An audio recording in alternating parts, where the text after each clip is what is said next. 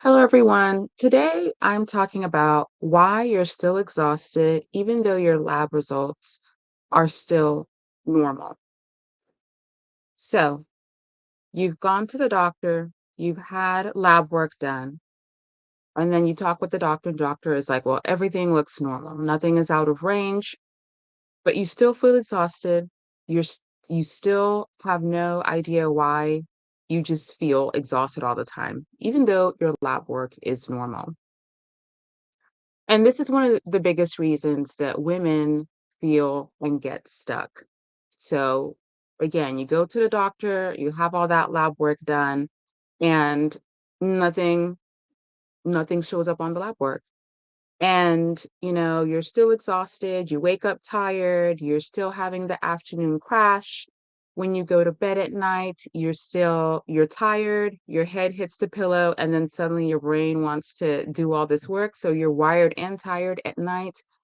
And so one thing I want to touch on is the fact that just because your lab results don't show anything out of range doesn't mean that something isn't causing your fatigue. So you're probably thinking, is this how it feels to get older? Is it my diet? Am I not getting enough sleep? So there's many things you're asking yourself, and you're thinking that, hey, I must be doing something wrong. So the reframe is that just because your blood work is normal doesn't really mean anything. So our lab work, or when we go and get blood work, it's just a snapshot at a specific moment in time. There are many other things that can affect your energy levels. For example, how much stress you have during the day, whether or not you slept well the night before, what you ate, whether or not um, you know you sat in traffic or got into a car accident. There are many things that can affect you on a day-to-day basis that may not be captured with lab work. And just because your lab work looks good does not mean that there may not be some underlying things that need to be addressed for you to get your energy up. So,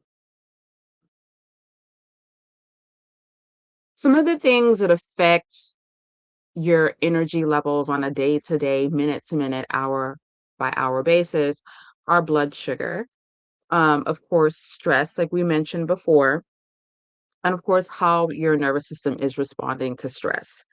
So, again, your lab work can look normal, but there are other things that go on a daily basis that aren't and cannot be captured on your lab work.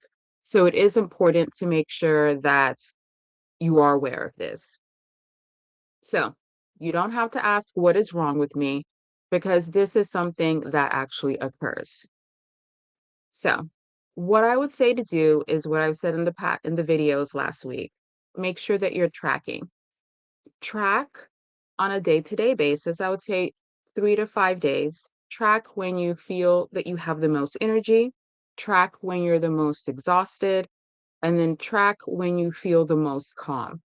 And so these are some things, and these are some indicators that can point to what may be causing your fatigue. So if you're actually interested and if you actually want to find out what is causing and what is driving your fatigue, I would invite you to join me for my event that's going to be held next Tuesday, August 28th at 6 p.m. Central Standard Time.